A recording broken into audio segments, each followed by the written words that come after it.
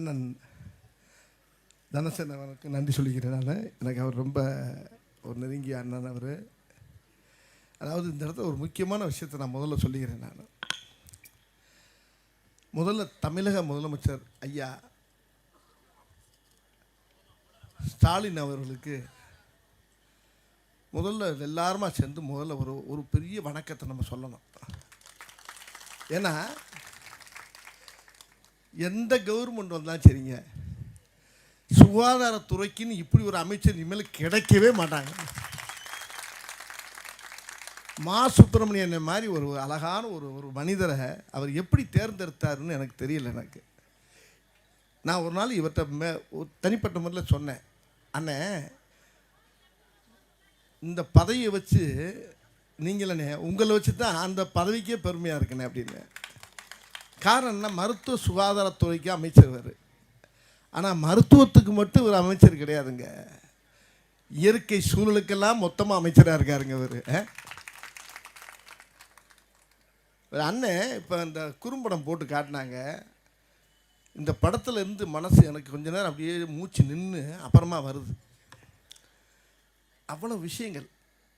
மரங்கிறது ஒரு மரம் சாஞ்சாலும் சரி, ஒரு மரம் ஒடிஞ்சாலும் சரி, அது ஒரு மாதா சாகிற மாதிரி பார்க்குறாரு பார்த்தீங்களா, அதுதான் அவர்கிட்ட உள்ள ஒரு சிறிய சிறப்பு. நான் கேள்விப்பட்டேன், பெரியவங்ககிட்ட எல்லாம் சிலவங்க சொல்லுவாங்க, எனக்கு ரொம்ப பெரியவங்களாம் சொல்லுவாங்க, இப்போ கிராமங்களெல்லாம் ஒரு மரம் வச்சுட்டு அதை சாமியாக கும்பிடுவான். அதில் ஒரு மஞ்சள் துணியை கட்டி ஒரு மரம் வளர்த்தாவே அது தெய்வத்துக்கு சமமாக மாரியத்தா காளியத்தான்னு சொல்லி அந்த சாமியாக கும்பிடுவாங்க அந்த மரத்தை. அதோடைய அருமை என்னங்கிறது எனக்கு இப்போ தான் தெரியுது. நானும் என்னுடைய தோட்டத்தில் நிறையா மரங்கள் வளர்க்குறேன், யாருக்கும் தெரியாது, ரொம்ப இடத்துல மரம் நட்டுருக்கேன். ஆனால் இன்றைக்கி அண்ணன் எனக்கு இந்த வாய்ப்பை கொடுத்ததுக்கு முதல்ல அவருக்கு கோடான கோடிய நன்றி நான் தெரிவிச்சுக்கிறேன். ரொம்ப நெஞ்சுக்கு நெகிழ்ச்சியாக இருக்குது எனக்கு. ஒருத்தர் சொன்னார், எனக்கு ஒரு பெரிய ஒரு டாக்டர் சொன்னார் எனக்கு, வடிவேலு, மனிதனுடைய உடம்புல என்னோட நிறையா சொல்லிட்டாங்க அவர் அண்ணன் பெரியவங்கெல்லாம் சொன்னாங்க.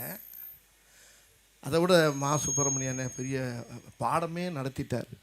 அவர் மேடை பேச்சு பேசலை, அவர் ஒரு வாத்தியார் மாதிரி ஒரு பாடமே நடத்தினார் பாருங்க. அதை கேட்டுக்கிட்டே இருக்கலாம் போல் எனக்கு ஆசையாக இருந்துச்சு.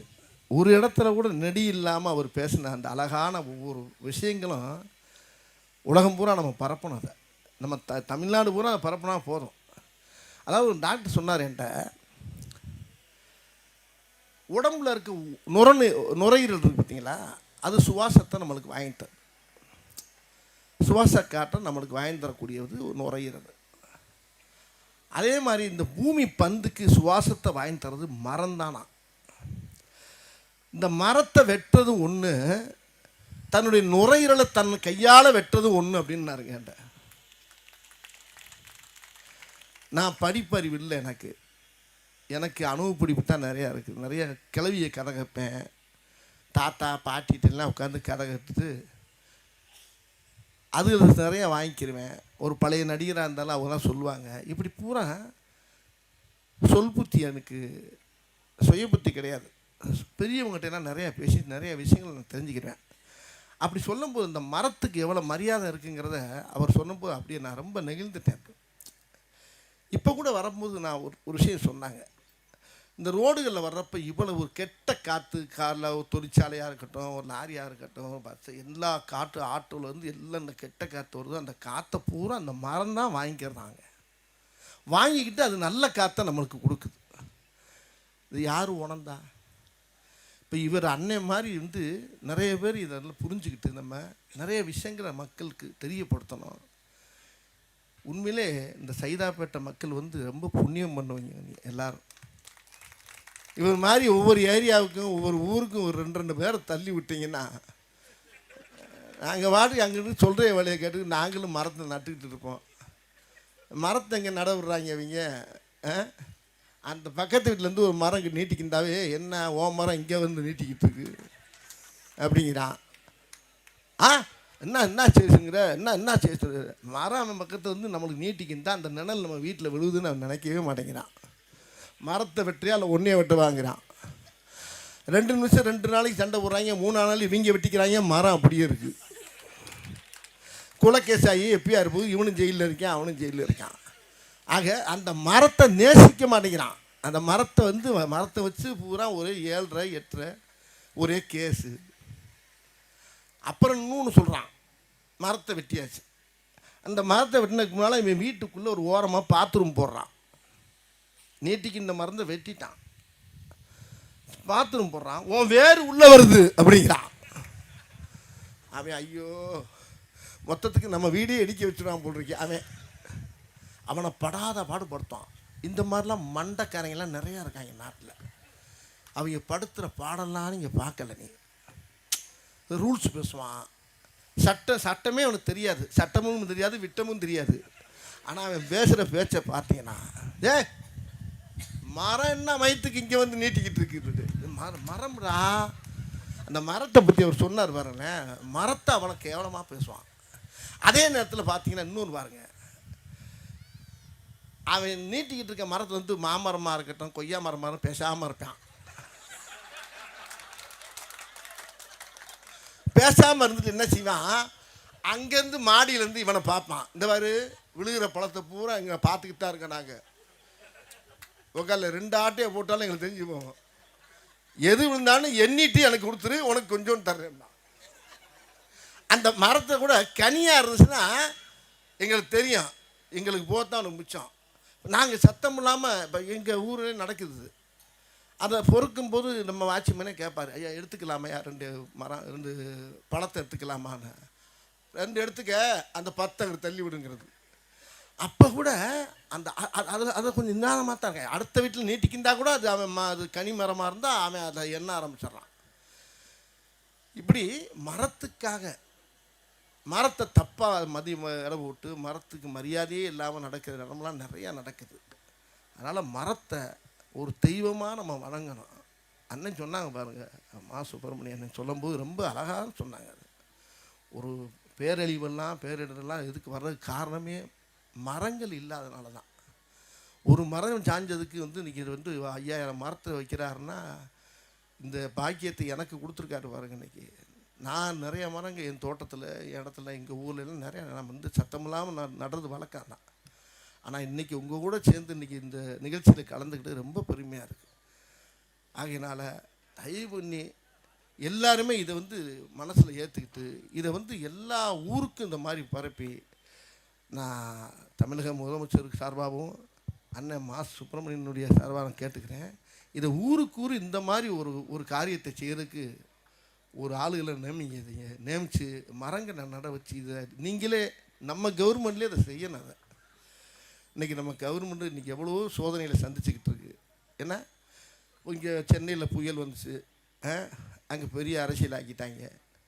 ஆனால் அங்கே புயல் வந்துச்சு, அங்கெல்லாம் அரசியல் ஆக்க முடியாது. ஏன்னா தண்ணி பிச்சுக்கிட்டு போகுது. அது என்னைக்கு அரசியல் ஆக்கிறது? ஏன் எங்கே இருக்கான்னே தெரில. இதே அரசியல் அங்கே போய் பண்ணலாம்ல? இல்லை, முடியலை.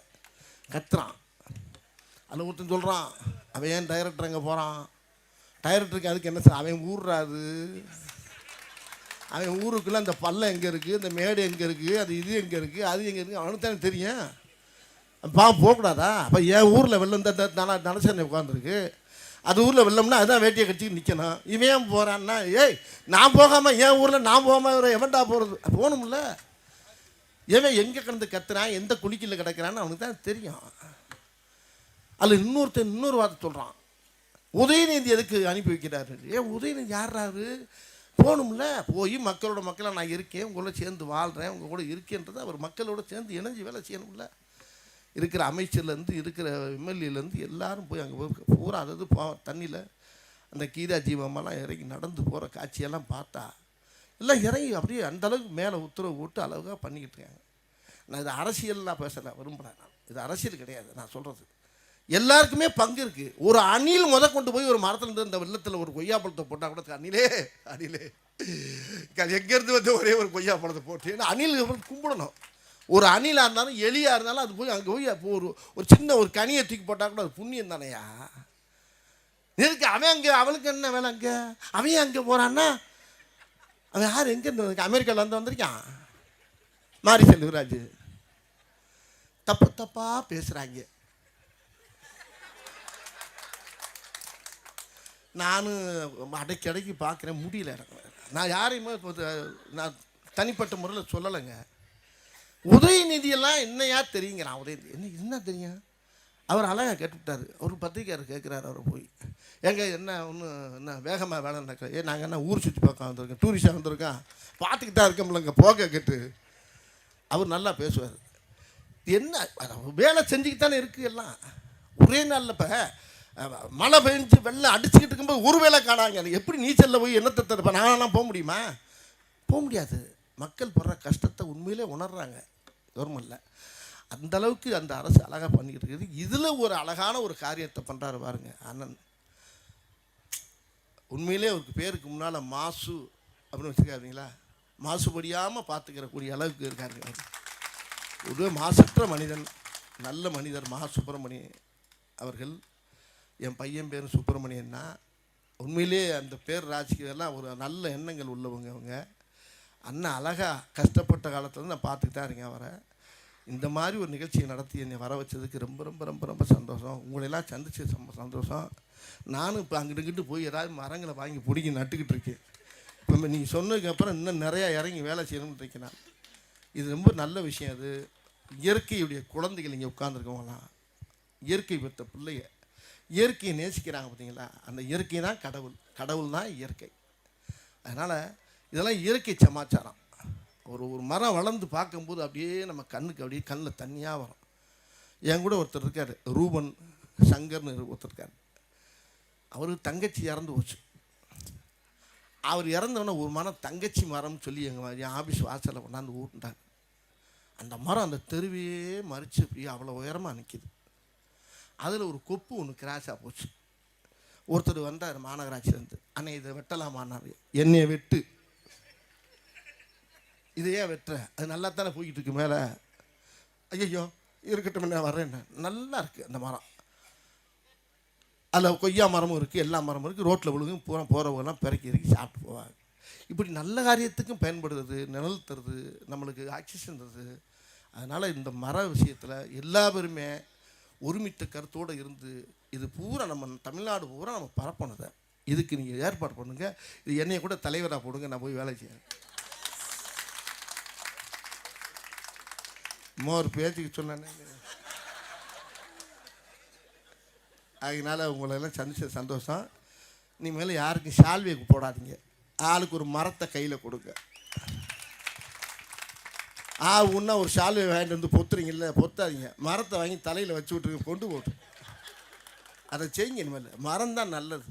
மரம் மரம் மரம் உம்மரம் எம்மரம் எம்மரம் உம்மரம் மரம் மரம் மரம் மரம் சொல்லி மரமும் ஒன்று, தன்னுடைய மாதாவும் ஒன்று. மரத்தை வளர்த்தா அந்த பூமிக்கு நல்லது, பூமி தாய்க்கு நல்லது, இந்த பூமி பந்துக்கு நல்லது. எல்லோரும் நல்லா இருப்போம். எதிர்கால சந்ததியெல்லாம் நல்லா இருக்கக்கூடிய ஒரு பெரிய ஒரு குடிப்பினை அதாவது இந்த கெட்ட காற்று ஹாஸ்பிட்டலில் 1.5 லட்சம் 2 லட்சம் 8 லட்சம்னே கணக்கு வர மாட்டேங்குது. அந்த அளவுக்கு செலவு போகுது. ஆனால் அந்த மரம் காசே வாங்காமல் நம்மளுக்கு நல்ல காற்றை தருது. அதை மதிக்கிறோமா நம்ம? தயவுன்னு எல்லாரும் மரத்தை மதித்து இந்த மாதிரி மரம் நடுறதுக்கு எல்லாரும் உலகம் பூரா பரப்புங்க. வாழ்த்துக்கள். நன்றி.